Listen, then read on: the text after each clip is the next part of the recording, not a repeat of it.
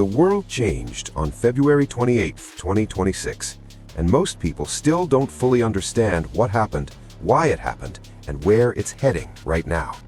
This is the story of how America and Israel started a war with Iran, and how that decision is now affecting every single person on this planet.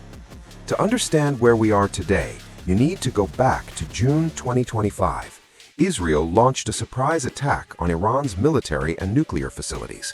The two countries fought for 12 days. America stepped in, bombed 3 Iranian nuclear sites, and then both sides agreed to a ceasefire. The world exhaled. But the tension never went away. Fast forward to January 2026, massive anti-government protests exploded across Iran, the biggest since 1979. The Iranian regime responded by massacring thousands of its own citizens in the streets. Trump went on social media and told Iranians to keep protesting and that help is on the way. Meanwhile, American aircraft carriers and warships were already moving toward the Middle East. Negotiations were happening. Iran and the U.S. were talking. The Omani foreign minister said a breakthrough had been reached, that Iran had actually agreed to stop enriching uranium and allow full inspections. A deal was on the table.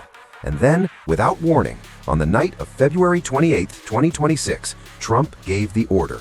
The operation was called Epic Fury. American B-2 stealth bombers, Tomahawk missiles, and Israeli fighter jets hit Iran simultaneously.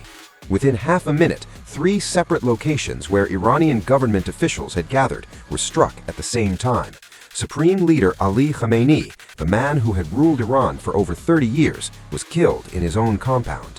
His defense minister, his top military commanders, nuclear scientists, gone, all in one night. Iran woke up on March 1st without a leader.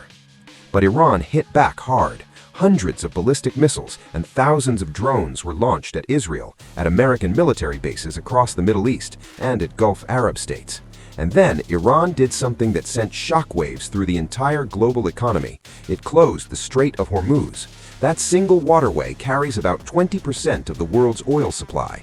Overnight, oil prices shot past $100 a barrel. Flights were canceled across the region. Global shipping routes were thrown into chaos. The war that was supposed to be quick and clean became something far messier. On April 7th, a fragile 2-week ceasefire was announced, mediated by Pakistan, right here in Islamabad. J.D. Vance, Jared Kushner, and Trump's special envoy flew to Islamabad on April 11th to negotiate directly with Iranian officials. The whole world was watching. And then, on April 12th, Vance walked out and said, "No deal."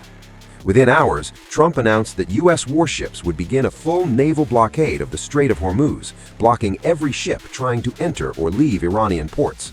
Oil prices hit $100 again. Consumer sentiment in America dropped to a record low. The ceasefire that was supposed to hold is now hanging by a thread.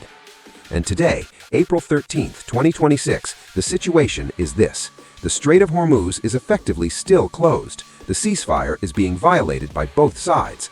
Israel continues striking Lebanon.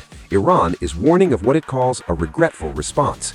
Trump is threatening to bomb Iran's power plants and bridges. And a new Iranian supreme leader, Mujtaba Khamenei, the son of the man who was killed, is now in power, and he is considered even more hard-line than his father. This is not a distant war. Pakistan hosted the peace talks. Oil prices affect every single thing you buy, and the entire world is holding its breath, waiting to see what happens next. Nobody knows how this ends, but everyone on this planet is going to feel it. Subscribe so you don't miss what happens next, because this story is moving by the hour.